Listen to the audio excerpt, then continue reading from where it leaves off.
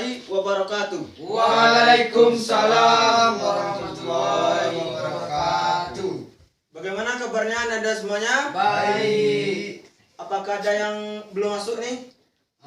Udah lengkap semua, Pak. Ada yang sakit di sini? Ada, Pak.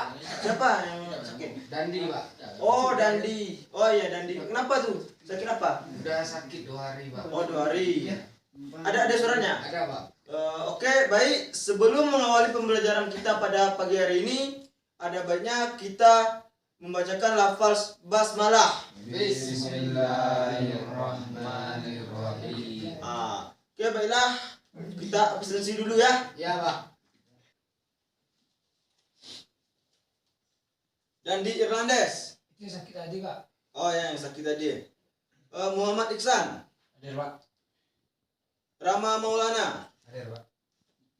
Repal Andre Vera. Hadir, Pak. Yayang Leski. Hadir, Pak. Yayang Leski ini kemana kemarin? Udah 2 hari nggak hadir kemarin kan? Iya, Pak. Kemana tuh? Sakit, Pak. Oh, sakit ya. Tapi nggak ada suratnya kemarin. Ya, saya pupuk semas. Baiklah, kita mulai pembelajaran kita pada pagi hari ini. Apakah ada yang masih ingat sampai di mana materi kita pada minggu kemarin? Masih, Pak. Sampai di mana? Sampai bab 2, Pak. Ya, sampai bab 2. Oke. Baik, pada minggu ini kita akan melanjutkan materi kita, yaitu proses kedatangan bangsa Barat ke Nusantara. Jadi di sini saya akan sedikit memberi gambaran tentang proses dan tujuan kedatangan bangsa Barat ke Nusantara. Kedatangan bangsa Barat ke Nusantara ini bertujuan yang pertama untuk mencari rempah-rempah dan juga untuk mengusung misi Gold, Glory, dan Gospel. Di mana misi Gold, Glory, dan Gospel ini yang pertama Gold. Misi Gold ini adalah misi mencari kekayaan untuk dibawa ke tanah mereka di Eropa. Kemudian misi Glory.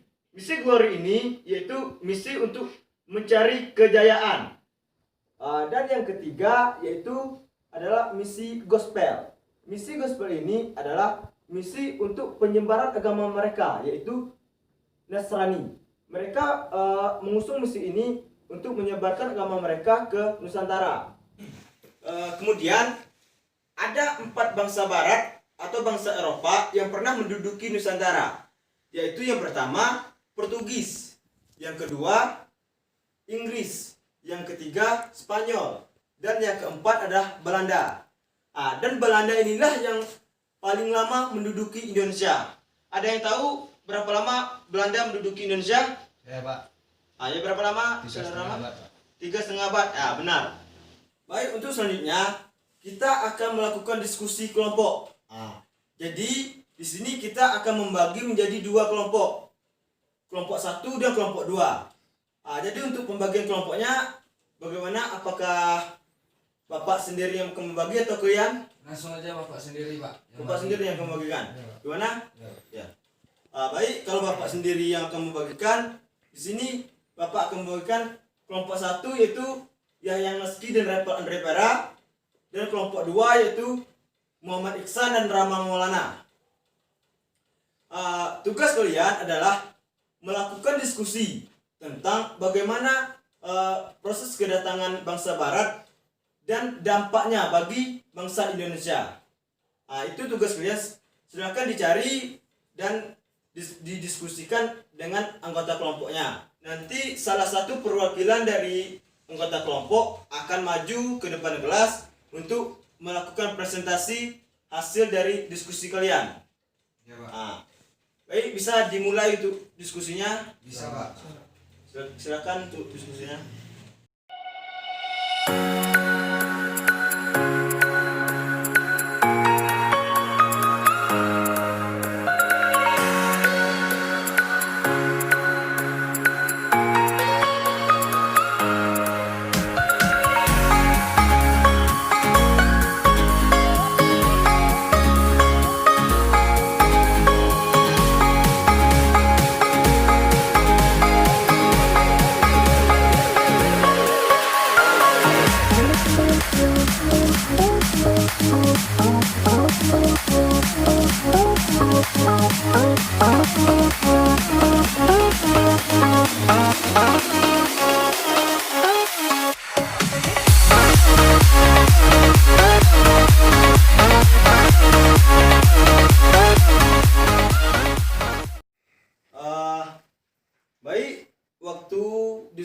kita telah habis, maka perwakilan dari masing-masing kelompok harap untuk maju ke depan kelas untuk mempresentasikan hasil diskusi yang telah didiskusikan dengan anggota kelompoknya tadi. Baik, di sini kita mulai dari kelompok 1 terlebih dahulu ya. Ya, Pak. Baik, siapa perwakilan kelompoknya akan maju ke depan? Kamu Kalau nggak mau semua ini Bapak tunjuk aja ya. ya, Pak. Ya yang meski ya, yang mempresentasikan depan. Silakan kepada ya yang meski. Baik, Pak. Baik, assalamualaikum warahmatullahi wabarakatuh. Waalaikumsalam. Baik, berdirinya saya di sini. Saya sebagai perwakilan kelompok 1 akan menjelaskan tentang hasil diskusi kami, yaitu bidang hukum dan pemerintahan.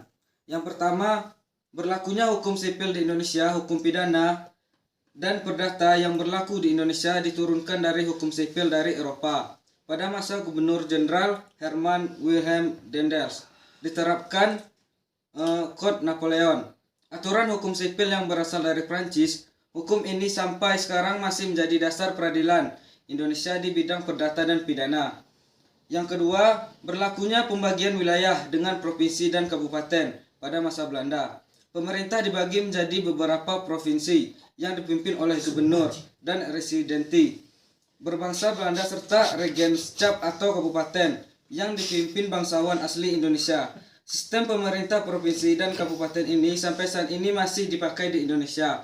Mungkin hanya itu yang dapat kami diskusikan tadi. Ada kurangnya kami mohon maaf. Assalamualaikum warahmatullahi wabarakatuh. Oke, silakan kembali ke belakang. Baik, terima kasih kepada kelompok 1 yang telah melakukan presentasi mengenai diskusi yang telah mereka diskusikan dengan anggota kelompoknya tadi. Kemudian di sini presentasi akan dilakukan kembali oleh kelompok 2. Baik, kepada kelompok 2, siapa yang akan maju untuk mempresentasikan ke depan? Baik, kepada Rama Maulana, silakan untuk ke depan kelas melakukan presentasi. Assalamualaikum warahmatullahi wabarakatuh. Saya Rama Maulana dari kelompok 2 akan mempresentasikan hasil diskusi kami tadi, yaitu tentang bidang sosial dan budaya. Yang pertama, tersebarnya bahan makanan dari koloni bangsa Eropa di benua Amerika. Bangsa Eropa membawa tanaman asli dari kolonial mereka di benua Amerika, yaitu seperti cabai, tomat, jagung yang berasal dari suku Aztec di Meksiko dan kentang yang berasal dari suku Inca di Peru. 2. Menyebarnya agama Katolik dan Kristen Protestan. Bangsa Eropa berperan menyebarkan ajaran agama Katolik ini di Indonesia, yaitu dari bangsa Spanyol dan Portugis. Agama ini banyak dipeluk oleh rakyat Indonesia di bagian timur seperti Maluku, Nusa Tenggara Timur yang banyak mengalami kontak dengan Spanyol dan Portugis.